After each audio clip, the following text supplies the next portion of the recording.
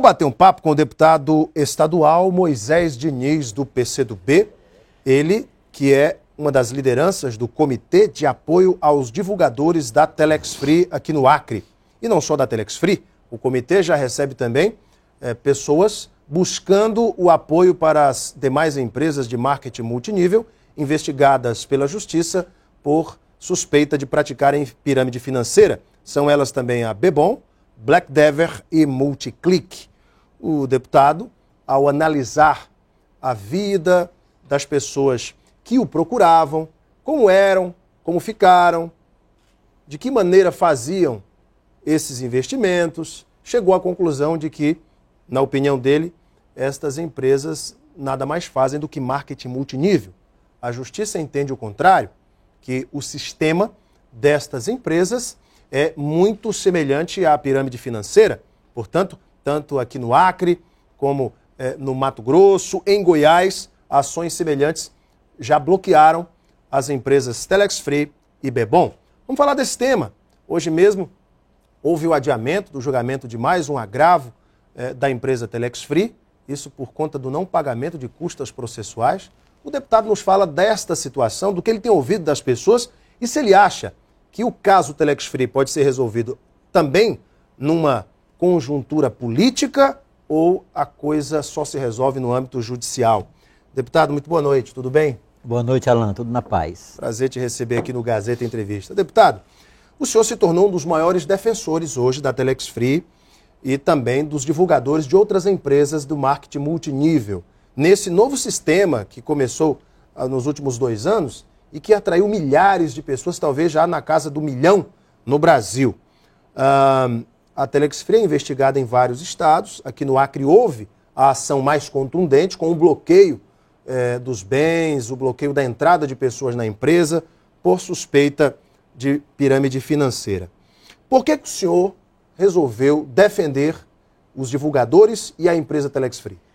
Primeiro dizer que eu estou recebendo nos meus Face, eu estou com 3, uma média de 1.500. Tem dias que no final da noite, lá para 2 da manhã, tem 2.000 pessoas que mandaram mensagens para mim. Ou de forma direta no mural ou inbox, né?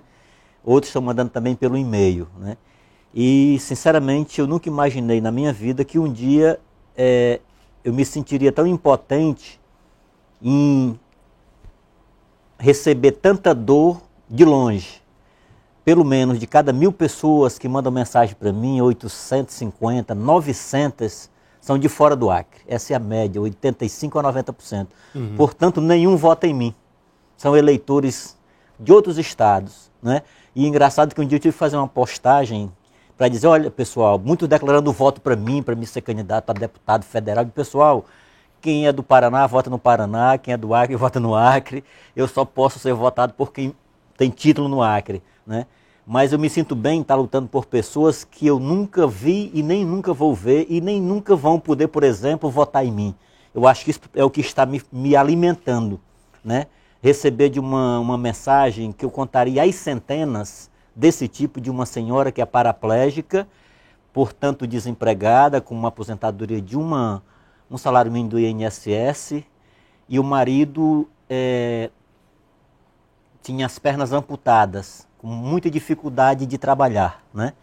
No mercado de trabalho. Então ele estava recebendo cerca de R$800 todo mês, era o que estava praticamente mais do que dobrando a renda familiar. Então eles começaram a melhorar de vida. Ela conta que começava a comer carne mais de uma vez por semana, comer verdura mais de uma vez por semana, que ela às vezes comia verdura, era algo raro na mesa. Então esse tipo de depoimento é muito forte para a gente e que as pessoas estão nos mandando aos milhares, às centenas, que eu passaria aqui, estou pensando, além do dossiê que estou montando, eu quero fechar a semana toda, eu vou ficar muito em casa, no recesso, para montar esse dossiê, para levar para o Ministério da Justiça. Esse dossiê seria fatos, relatos de pessoas... Relatos do Brasil todo que eu estou recebendo, para a gente enviar no Ministério da Justiça, no Ministério da Fazenda, onde tem lá a Comissão de Valores Imobiliários, que define se uma empresa é de marketing multinível ou tem característica de pirâmide financeira. Só ela é que pode decidir, mais ninguém no Brasil, essa Comissão de Valores Imobiliários. Que é justamente o aspecto legal da coisa. O Ministério Público no Acre, no Mato Grosso, em Goiás, em resumo, os Ministérios Públicos afirmam que o modelo da empresa não é sustentável, uma vez que ela se baseia na entrada de outras pessoas, novos divulgadores, nas redes, para que estas pessoas façam o pagamento daqueles que estão no topo da pirâmide. Os divulgadores da Telex Free, da Bebom, dizem que não. A empresa vende produtos. Na Telex Free, o VoIP. Na Bebom, rastreador de automóveis. E, portanto, a venda do produto, aliada à formação de rede, compõe aí o arcabouço financeiro destas empresas. A grande pergunta é, teria razão o Ministério Público e, por consequência, a Justiça, que acatou os pedidos de bloqueio, ao cessar as ações das empresas preventivamente? Teriam razão em virtude de não se garantir hoje que essas empresas poderiam, mesmo que parassem suas atividades momentaneamente, garantir o pagamento desses divulgadores? Eu vou resumir a pergunta. Como garantir que as pessoas que entraram nessas empresas efetivamente recebam seus pagamentos? Primeiro dizer que eu sou leigo na área jurídica, tem expert nessa área, eu sou pedagogo, né? Sou um jeca tatu nessa área, mas eu fico aqui só olhando uma coisa bem simples. Essa empresa tem 1 ano no Brasil. Vamos imaginar que tem entrado 900 milhões de reais nessa empresa durante 10 meses. 10 meses. Como todo mundo sabe que em 3 meses e 2 semanas volta todo o dinheiro que a pessoa aplicou lá, comprando o VoIP, que é um software de conversação, volta 100%, significa dizer o seguinte, que 10 meses, apenas 3 meses e 2 semanas poderia ter pessoas lesadas, porque todos os outros dos 6 meses já receberam ou os 100% ou os 200%.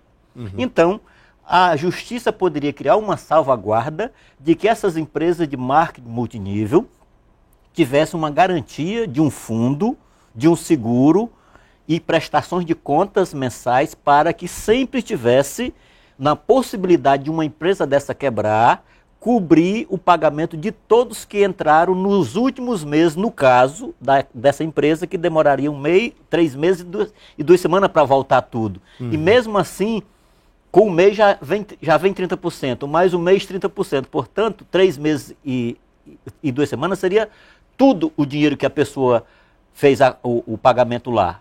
Então, teria que ter uma salvaguarda, uma espécie de fundo ou um seguro para proteger essas pessoas que entraram. E no caso da empresa sofrer um dano ou falir, entrar em falência? Como todas. Vou dar um exemplo agora.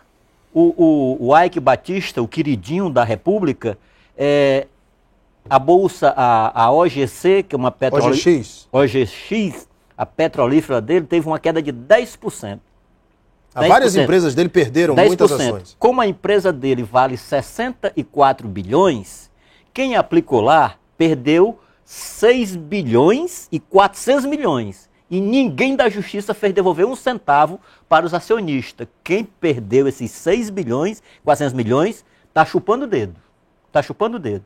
Portanto... É o risco do mercado de ações. É o risco do mercado de ações. Quer um outro exemplo?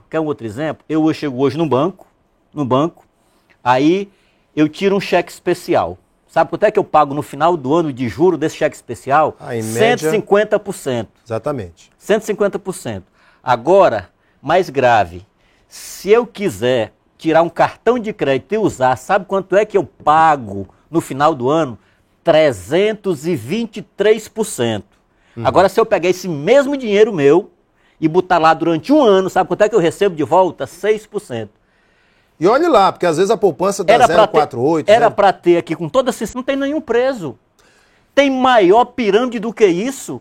Manda, a partir de amanhã, não entrar mais ninguém no Banco do Brasil, no Bradesco, no Itaú, no Santander, manda fechar. Se também não é uma pirâmide, manda, não entra mais ninguém lá. Não tem mais acionista lá. Já que o tema quebra também. Deputado, já que o tema é pirâmide, a pergunta do internauta aqui, o Rosivan Marques pergunta se o senhor e o Marcos Paulo perguntam se o senhor já fez algum estudo aprofundado sobre o tema pirâmide financeira e se teve a oportunidade de estudar o processo que tramita na segunda vara civil. É a pergunta do Marcos Paulo. A lei da pirâmide financeira é uma lei bastante antiga, se eu não me engano. Eu estava lendo define o que é a última legislação é de 1951, não tinha nem nascido.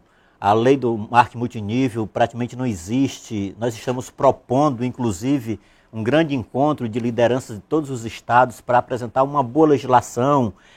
Nos Estados Unidos tem já definições, você pode investir até X%, um valor X. Se determina, por exemplo, que tanto por cento pode ser do produto e tanto por cento de formação da rede. Então, é preciso ter uma legislação que no Brasil não tem. O que eu acho que nós devíamos no Brasil fazer era proteger essas pessoas, criar salvaguardas e acabar esse desespero. A empresa tem recursos bloqueados, a Telex Free, a Bebom também tem recursos bloqueados. Daqui um pouquinho vão bloquear a Multiclick, a Black Dev e tantas outras, são mais de 18 empresas. O que a Justiça devia fazer era rapidamente criar uma força-tarefa para criar salvaguardas para as pessoas. Vou dar só um exemplo. Vamos aqui para a radicalidade. Se a Justiça Acreana, já que se transformou na palmatória do mundo, né? Porque nós aqui temos apenas 5% de divulgadores do Brasil. E nós estamos aqui, freamos uma empresa de 1,5 milhão de divulgadores do Brasil todo. No Piauí, recebo comunicação de lá que tem 100 mil divulgadores no Piauí. São Paulo deve ter uns 400, 500 mil. Conversei com uma pessoa no Mato Grosso que tem lá quase 400 mil. Então, por que então não bloqueou a nova entrada de divulgadores? Já que diz... Mas foi bloqueada a entrada de divulgadores. Foi bloqueado tudo. Foi bloqueado a entrada, foi bloqueado o pagamento, foi bloqueado divulgação, tudo. A empresa está fechada, está bloqueada. Se bloqueasse só a entrada de divulgadores, então, com o tempo, se ela vive disso, de pirâmide, ela quebrava. Quebraria. Né? Eu estou colocando aqui coisas muito simples, muito leigas, eu não sou especialista. Quem sou eu para dar opinião para uma juíza, para uma promotora que passaram a vida estudando? O que eu estou ouvindo é o relato de muita gente que está sofrendo. E eu acho que dá para suspender essa liminar e na suspensão da liminar criar salvaguarda das pessoas, dos divulgadores, enquanto se constitui uma legislação clara, específica, transparente, específica para proteger as pessoas e proteger as empresas. A grande questão não existe uma legislação específica para marketing multinível no Brasil, até porque é um modelo, um sistema ainda que no Brasil não tem estudos específicos, não é verdade? A não ser os das próprias empresas. Mas vamos falar sobre este tema na volta do intervalo e também sobre as perguntas dos internautas, são muitas. A empresa vai fechar? E se ela voltar? Como é que fica aquelas pessoas que já entraram na justiça contra a empresa, inclusive já existem vários casos, que estão buscando serem ressarcidos do valor investido? Enfim, são várias outras perguntas. Daqui a pouquinho a gente volta para a sequência do nosso Gazeta Entrevista. Até já!